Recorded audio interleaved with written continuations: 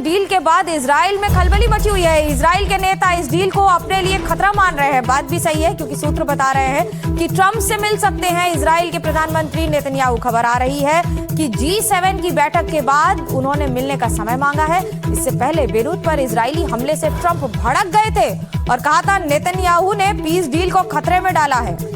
बड़ा बयान आया था उनका और कहा था कि यानी यूएस से बिना पूछे ये फैसला लिया गया है और इसकी कीमत चुकानी पड़ेगी।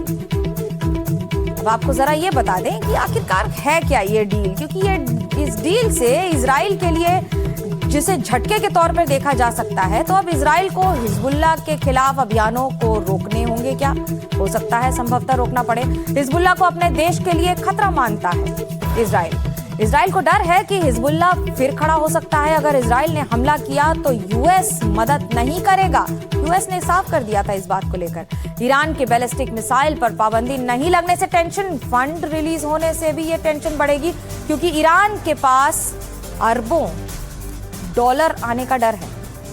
इस डील को इजराइल की रणनीतिक हार के तौर पर भी बताया जा रहा है।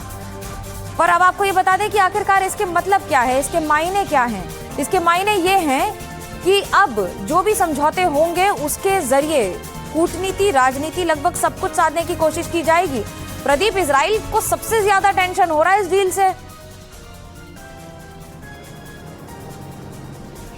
बिल्कुल आप सही कह रहे हैं कि सबसे बड़ा दचका मनोज्ञा इस समय इजराइल को लगा। इजराइल को लगता है कि अगर हिजबुल्लाह पर उन्होंने अपनी सैन्य कार्रवाई बंद कर दी तो हिजबुल्लाह जो है स्ट्रॉन्गर हो जाएगा और आने वाले दिनों में उनके लिए बहुत बड़ा खतरा बन जाएगा। और दूसरी चीज है कि जहां तक बैलिस्टिक मिसाइल प्रोग्राम पर है उसमें भी कोई मतलब कि उन पर कोई कंट्रोल नहीं किया जाएगा। और उनको लगता है कि अगर ये जो एसेट्स उनके फ्रीज किए गए थे, डिफ्रीज किए जाते हैं, रिलीज किए जाते हैं, पैसा उनको मिलता है, तो इकोनॉमिकली ये मुल्क काफी स्ट्रॉन्गर हो जाएगा। और जो कभी भी इजराइल नहीं चाहता कि ईरान और ज्यादा स्ट्रॉन्गर हो, और अगर सैंक्शंस उठाए जाते हैं तो उससे ईरान ज्यादा स्ट्रॉन्गर होगा। तो ये लग रहा है कि कहीं ना कहीं जंग के बाद ईरान जो है स्ट्रॉन्गर उभरता हुआ नजर आ रहा है। यही एक वजह है कि परेशानी का आलम इस समय बेंजामिन नेतन्याहू के लिए बना है। और दूसरी चीज है कि बेंजामिन नेतन्याहू के लिए इलेक्शन भी आने वाली है और अपोजिशन पार्टी लीडर्स की तरफ से भी किसी भी देश की राजनीति चुनाव के आसपास ही घूमती है, वो चाहे भारत हो, चाहे इजराइल हो या फिर अमेरिका हो, और ठीक उसी का असर इस पर भी देखने को मिल रहा है।